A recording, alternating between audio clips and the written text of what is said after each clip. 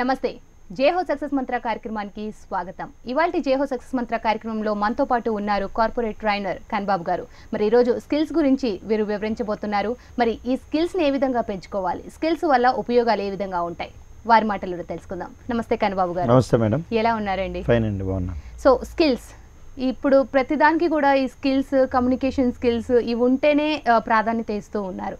What is skills, వీటి వల్ల uses? Skills అని అంటే జనరల్ నైపుణ్యత అండి. ఒక మనిషిలో కావాల్సిన నైపుణ్యత ఏముంది? ఇప్పుడు మనిషి పుట్టినప్పటి నుంచి మరణించేటంత వరకు చాలా స్కిల్స్ ఉండాలి. ఈ సొసైటీలో బ్రతకాలన్నా, మనం మంచిగా జీవించాలన్నా కానీ so different types of skills. ఇప్పుడు ఒక మనిషి పుట్టాడు అని అంటే it is like buying a new laptop with empty RAM and empty hard disk, అంటే వితౌట్ ఎనీ డేటా. ఇప్పుడు కొత్త ల్యాప్టాప్ కొన్నప్పుడు అందులో ఇనీషియల్గా డేటా ఉండదండి. సో ఆ డేటాని మెల్లగా ఫిల్ చేసుకో ఉంటాడు by listening, by learning, by reading. అట్లా లిజనింగ్ స్కిల్స్ కానీ, రీడింగ్ స్కిల్స్ కానీ, రైటింగ్ స్కిల్స్ కానీ, అబ్జర్వేషన్ స్కిల్స్ అని, అట్లనే కమ్యూనికేషన్ స్కిల్స్ అని, అట్లనే థింకింగ్ స్కిల్స్ అని, లర్నింగ్ స్కిల్స్ అని, ఇట్లా మనిషి యొక్క నాలెడ్జ్ని కూడా ఇంప్రూవ్ చేసుకోగలుగుతారండి. సో ఏ స్కిల్స్ మన స్కిల్స్ని ఎట్లా ఇంప్రూవ్ చేసుకోవాలి ఇవనేది చాలా ఇంపార్టెంట్. జనరల్గా మనకి చిన్నప్పుడు మనకి 2 టైప్స్ ఆఫ్ లాంగ్వేజెస్ ఉంటాయి. మదర్ టంగ్ ఒకటి ఉంటుంది, నెక్స్ట్ ఇంగ్లీష్ కూడా ఉంటుంది. మన ఇంగ్లీష్ నేర్చుకునే విధానం ఒకటి ఉంటుంది. ఫస్ట్ మనం స్కూల్కి వెళ్ళినప్పుడు ఎల్కేజీలో కానీ చిన్నపిల్లలకి ఫస్ట్ ఆల్ఫాబెట్స్ చెప్తారు. అది ఎట్లా అబ్జర్వేషన్ స్కిల్స్ అంటే వాళ్ళకి అబ్జర్వ్ చేపిస్తారు. ఒక ఆల్ఫాబెట్ని చూపించి ఇది ఏ, ఇది బి, ఇది సి అని అబ్జర్వేషన్ చేయించి దాని తర్వాత అది ప్రాక్టీస్ చేపిస్తారు, రిపీట్ చేపిస్తూ ఉంటారు. దాన్ని వాళ్ళు గుర్తుపెట్టుకోగలుగుతారు స్టూడెంట్స్, చిన్నపిల్లలు. తర్వాత నెక్స్ట్ లెవెల్లో కొన్ని వర్డ్స్ ఉంటాయి. ఆల్ఫాబెట్స్ మనం నేర్చుకోవాలంటే జస్ట్ బై హార్ట్ ఉంటే సరిపోతుందండి. దానికి బ్రెయిన్ ఆలోచించే శక్తి ఉండదు. జస్ట్ బై ఏ అంటే ఇలా ఉంటుంది, ఏ బి అంటే ఇట్లా ఉంటుంది. నెక్స్ట్ ఏంటంటే వర్డ్స్ ఉంటాయి. వర్డ్కి మీనింగ్ ఉంటుంది. ఆ మీనింగ్ ఏంటో అర్థం చేసుకోవాలి, ప్లస్ మీనింగ్ ఆ వర్డ్ని కూడా బై హార్ట్ చేయాలి. ఇప్పుడు దేర్ ఈజ్ ఏ క్యాట్ అన్నాం అనుకోండి, దేర్ అంటే ఏంటి, క్యాట్ అంటే ఏంటి, ఈజ్ అంటే ఇవన్నీ బై హార్ట్ చేయాలి, ప్లస్ అర్థం చేసుకోవాలి. ఇప్పుడు ఈ ఆల్ఫాబెట్స్, వర్డ్స్ని యూజ్ చేసి డిఫరెంట్ స్కిల్స్ని మనం ఉంటాయి ఇంగ్లీష్లో. ఒకటి రైటింగ్ స్కిల్స్, ఇంకోటి రీడింగ్ స్కిల్స్, ఇంకోటి స్పీకింగ్ స్కిల్స్ ఉంటాయి. అంటే ఒక మనిషి ఒక సెంటెన్స్ రాయాలి అనుకుంటే కనుక, ఒక సెంటెన్స్, ఒక మీనింగ్ఫుల్ సెంటెన్స్ని మనం రాయాలనుకుంటే కనుక we will take the support of alphabet plus words with support of grammar. ఈ 3 ఉంటే కనుక ఒక మీనింగ్ఫుల్ సెంటెన్స్ మనం రాయగలుగుతాం, అట్లానే మాట్లాడగలుగుతాం. అట్లానే ఒక న్యూస్ పేపర్ చదవాలనుకోండి, అప్పుడు రీడింగ్ స్కిల్స్ కావాలి. అంటే ఎక్కడ కామా ఉంది, ఎక్కడ ఫుల్ స్టాప్ ఉంది, ఎక్కడ ఆపాలి, ఎక్కడ కొంచెం ఆపాలి, ఎక్కడ కొంచెం ఆపి ముందుకెళ్ళాలి, ఇట్లా. అట్లానే మనం ఎగ్జామ్లు ఏమైనా రాసేటప్పుడు ఎక్కడ కామా పెట్టాలి, ఎక్కడ ఫుల్ స్టాప్ పెట్టాలి, ఇక్కడ రైటింగ్ స్కిల్స్ ఉండాలి. అట్లానే మనం ఇతరులతో మాట్లాడినప్పుడు స్పీకింగ్ స్కిల్స్ ఉండాలి. ఇట్లా మనిషి జీవితంలో ఈ స్కిల్స్ అనేది చాలా పెద్ద రోల్ ప్లే చేస్తుందండి. స్కిల్స్ అనేవి చాలా రకాలుగా ఉంటాయి, లైఫ్కి సంబంధించి, ఎడ్యుకేషన్కి సంబంధించి, అలాగే మన జాబ్స్కి సంబంధించి. సో ఈ స్కిల్స్ని ఎలా ఇంప్రూవ్ చేసుకోవాలంటారు? మనిషి పెరిగే విధానం బట్టి మనిషిలో ఉన్నటువంటి స్కిల్స్ని ఎక్కడ ఐడెంటిఫై చేయగలగనేది మనం పెరిగే కొద్దీ ఉంటుందండి. ఇప్పుడు ఎడ్యుకేషన్లో ఉన్నప్పుడు లిజనింగ్ స్కిల్స్ ఉండాలి. ఒక స్టూడెంట్కి ఉండాల్సిన స్కిల్స్ వచ్చి లిజనింగ్ స్కిల్స్. ఒక టీచర్కి ఉండాల్సిన స్కిల్స్ ఏంటంటే టీచింగ్ స్కిల్స్ ఉండాలి. అంటే లిజనింగ్ స్కిల్స్ అంటే ఏంటంటే అవతల వాళ్ళు చెప్పింది పూర్తిగా వినగలగాలి. ఇప్పుడున్న స్కూల్ సిస్టమ్స్ చూస్తే మీకు వాళ్ళు టీచ్ చేసే విధానం అంతా మారిపోయిందండి. అంటే ఒక పారాగ్రాఫ్ ఇచ్చి బై హార్ట్ చేసే విధానం లేదు. ఇప్పుడున్న కార్పొరేట్ స్కూల్స్ కానీ, అదర్ గవర్నమెంట్ స్కూల్స్ ఏవి చూసినా కానీ ఆ సిలబస్ని చాలా అందంగా డిజైన్ చేశారు.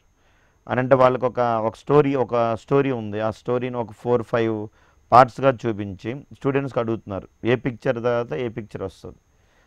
నువ్వు చూసిన ఆర్డర్ ఆఫ్ ద పిక్చర్స్ బట్టి వీళ్ళొక స్టోరీని చెప్పగలగాలి.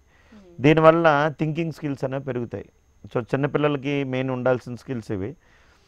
నెక్స్ట్ అట్లా గ్రో అయ్యే కొద్దీ మన బ్రెయిన్లో డేటా ఎక్కువైపోద్ది, చెత్త ఎక్కువ ఉంటుంది. అంటే మూవీస్ డేటా స్టోర్ అవ్వడం, లేకపోతే ఈ బయట అదర్ న్యూస్ డేటా అంతా ఎక్కువ ఇంజెక్ట్ అవ్వడం వల్ల ఈ మెమరీ స్కిల్స్ అనేది తగ్గిపోతూ ఉంటుంది. దాన్ని ఎప్పటికప్పుడు మనం ఇంప్రూవ్ చేసుకోగలగాలి.